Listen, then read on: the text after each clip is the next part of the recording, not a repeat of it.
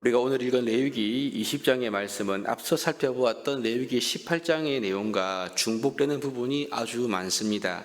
레위기 18장에서 밝힌 여러 가지 가증한 이 성관계에 대한 것을 다시 한 번 더 언급하고 있을 뿐만 아니라 몰렉에게 자전을 주는 것까지도 이렇게 그 많은 것을 다시 한 번 더 동일하게 반복적으로 오늘 본문이 다루고 있는 것을 보게 됩니다. 우선 오늘 본문의 내용을 보시면 1절에 하나님께서 모세에게 주시는 말씀인데 2절에 보시면 너는 이스라엘 자손에게 또 이르라 이렇게 기록을 하고 있습니다. 이 킹 제임스 버전에 보시면 다시 again이라는 단어가 기록되어 있는데요. 이 말은 이미 18장에 언급되어 있는 대부분의 내용이 반복되기 때문인 것으로 그렇게 보입니다.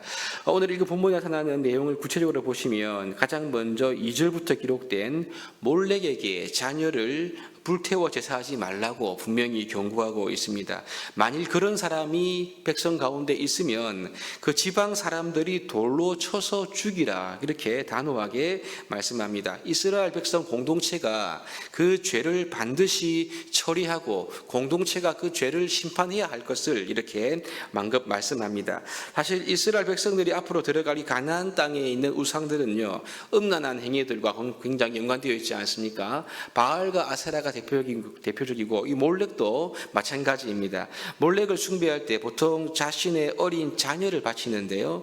자녀 나이가 대략 10세 이하라고 합니다. 그럼 이 몰렉의 사제들이 그 아이를 먼저 상간하고 난 이후에 그 아이를 불 가운데로 지나가게 하지요. 그럼 이 아이는 불에 그을려서 죽게 됩니다. 정말 잔인한 행동인 거죠. 이렇게 하면 이 몰렉이 그들의 정성을 참작해서 소원하는 바를 이루어 준다. 그렇게 믿었던 것입니다.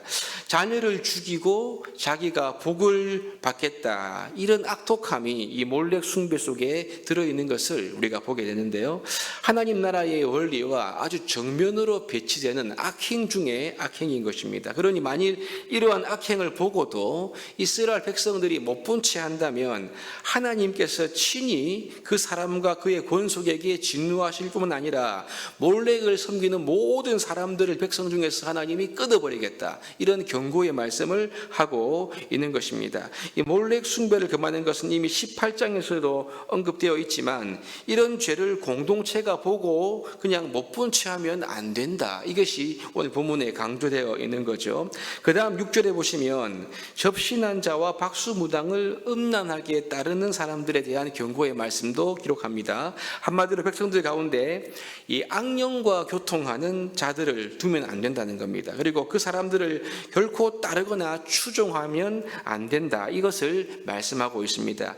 악령과 교통하고 하는 사람들을 추종하는 백성들은 하나님께서 친히 그들을 백성 가운데 끊어버리겠다. 이렇게 말씀을 하고 있고요. 이와 더불어 9절에 보시면 아버지와 어머니를 저주하는 자 역시 반드시 죽이라. 그렇게 말씀하고 있지요. 여기에 더하여 10절 이후에 기록되어 있는 말씀은요, 앞서 18장에 언급되어 있던 가증한 성관계에 대한 내용을 다시 한 번 더 쭉 열거하고 있습니다. 남의 아내와 간음하는 자, 아버지의 아내와 동침하는 자, 며느리와 동침하는 자, 그리고 남자와 동침하는 자, 아내와 장모를 함께 데리고 사는 자, 그리고 남자가 짐승과 교합할 경우, 또 여자가 짐승과 교합할 경우, 이러한 케이스를 하나하나 구체적으로 열거하고 있는 것을 보게 됩니다.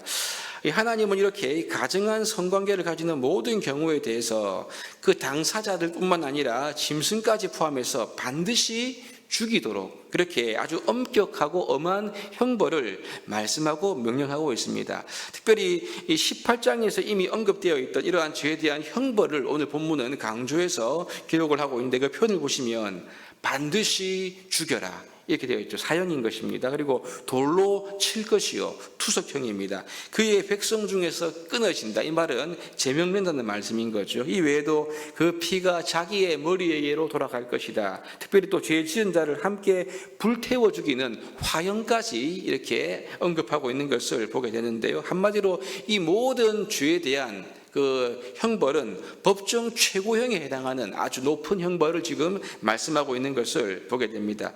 그러므로 오늘 읽은 레위기 20장은 레위기 앞선 18장에 있는 내용과 반복되는 부분이 아주 많지만 분명한 차이점이 있는 거죠. 그것이 뭐냐면 18장은 이 죄에 대한 훈계와 또 교육적인 목적을 위해서 기록되었다고 한다면 오늘 본문은 범법자에 대한 형벌이 구체적으로 아주 강력하게 기록되어 있다. 이 점이 차이점인 것입니다. 그러므로 이 18장은 가족 구성원들, 백성들에게 초점이 맞춰져 있는 말씀이라고 한다면요, 오늘 본문이 시작되는 20장의 말씀은 18장에 언급된 이 죄에 대한 형벌이기 때문에 이 형벌, 즉 법을 집행하는 공동체에 맞추어서 기록된 말씀으로 우리가 이 말씀을 이해할 수가 있는 것입니다. 그럼 여러분, 오늘 본문에 하나님께서 이렇게 단호한 형벌을 공동체에 명령하고 계시는, 그래서 이러한 죄를 경계하고 금하도록 하고 계시는 그 이유가 무엇일까요? 18장과 20장의 공통적인 맥락은 이것입니다.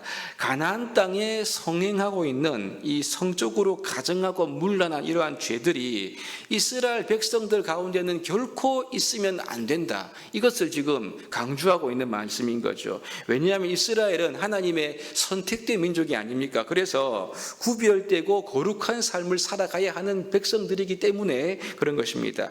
이스라엘 백성들의 거룩한 삶, 생활, 이것이야말로 하나님께서 그들과 언약을 맺고 그들을 부르신 목적 중에 하나인 거죠. 그런데 이스라엘 백성들이 가나안 땅에 정착하며 살아갈 때 그들은 자연히 이러한 우상의 문화 그리고 음란의 죄의 유혹을 직면하게 될 수밖에 없는 것입니다. 그러다가 만일 이스라엘 백성 공동체 가운데 이런 죄가 발견될 때 혹은 이러한 음란하고 가증한 죄악들이 이스라엘 공동체 안으로 들어오게 되면 이스라엘 백성들은 더 이상 그 죄가 공동체 안에 퍼져가지 못하도록, 즉 영향력을 끼치지 못하도록 책임지고 사형을 집행함으로써 죄의 전념으로부터 공동체를 거룩하게 지켜야 한다. 이것이 지금 이 형벌을 말씀하고 있는 본문의 의도인 것을 우리가 알 수 있습니다.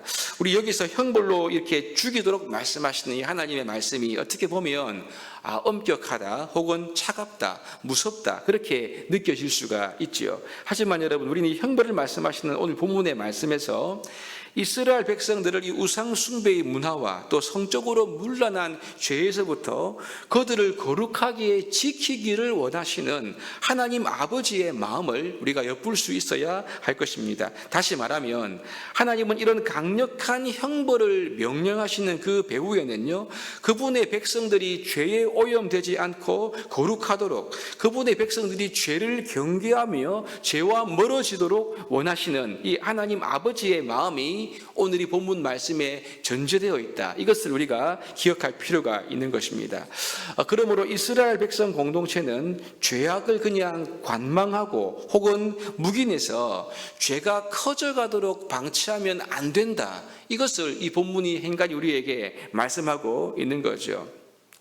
이러한 말씀의 의미는 오늘날 주를 믿는 우리들에게도 동일한 교훈을 주고 있습니다. 우리에게 죄를 경계하도록 하는 말씀인 거죠. 우리로 하여금 죄를 멀리할 뿐만 아니라 공동체, 즉 교회 공동체, 가족 공동체 내에 들어오는 죄에 대해서 매우 단호하게 그리고 분명하게 대처할 것을 우리에게 말씀해 주고 있습니다. 왜냐하면 죄는 누룩같지 않습니까? 한번 들어오면 공동체 내에 이렇게 점점 악한 영향을 미치기 때문에 그렇습니다. 그래서 우리는 이 죄에 대해서 항상 깨어있는 자세를 가질 필요가 있음을 발견합니다. 사랑하는 여러분, 우리는 얼마나 이 죄에 대해서 깨어서 죄를 경계하고 있습니까? 혹시 주위 성도들이 또 주위 분들이 죄를 짓는 것을 보거나 하지 말아야 하는 행동을 하는 것을 우리가 알 때 그냥 관망하고 묵인하고 지나가고 있지는 않습니까? 우리 예수님은요, 내 형제가 죄를 범하거든 그 사람과만 상대하여 반드시 권고할 것을 우리에게 말씀하셨습니다. 만일 권고를 들으면 형제를 얻은 거지요. 그러나 권고를 듣지 않으면 한두 사람을 더 데리고 가도록 말씀하셨고, 그래도 안 되면 교회에 말하도록 했습니다. 이렇게 절차가 있는 거죠. 교회의 말조차 듣지 않으면 그때는 이방인과 세리와 같이 여길 것을 말씀했습니다. 이것은 오늘 오늘 본문의 표현에 의하면 백성 중에서 끊어진다, 제명과 같은 말씀의 의미인 것으로 우리가 보게 되죠. 이 말은 이 교회 공동체는 거룩함을 추구하기 위해서 성도들 가운데 있는 공동체 내에 있는 죄 문제를 아주 진지하게 다루어야 함을 우리에게 알려주고 있는 말씀인 겁니다.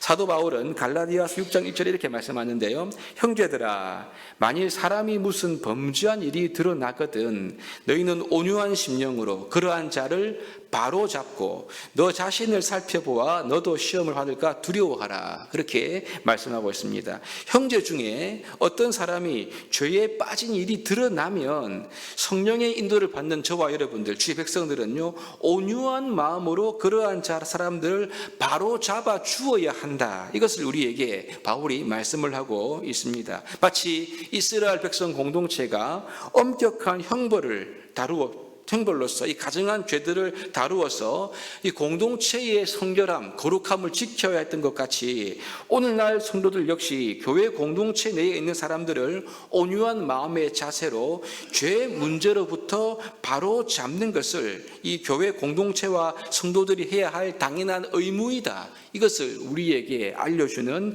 말씀인 거죠.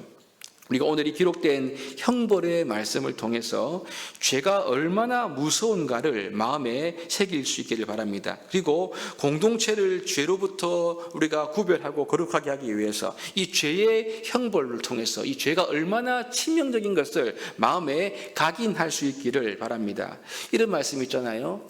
죄는 미워하되 사람은 미워하지 말라는 말이 있습니다. 여러분, 사람을 미워하지 말아야 한다고 해서 죄를 묵인하라, 이런 의미가 아닌 거죠. 죄는 미워해야 하는 것입니다. 죄의 문제는 철저히 권면하고 권고해서 회개에 이르도록 하는 것, 이것이 하나님의 사랑을 온전히 나타내는 것임을 우리가 마음에 기억하고 우리의 공동체를 또 내 주위에 있는 소중한 형제 자매들을 거룩하게 세워나가고 한 사람을 온전하고 바르게 세우기 위해서 성령의 인도와 말씀의 인도를 매일 받아가고 또 그 사랑과 인내와 온유한 마음으로 말미암아 하나님의 백성 공동체, 우리 교회와 또 우리 주위의 형제 자매들을 아름답게 세워나가는데 쓰임받고 헌신되고 사용될 수 있는 우리 모두가 될 수 있기를 주님의 이름으로 축복합니다.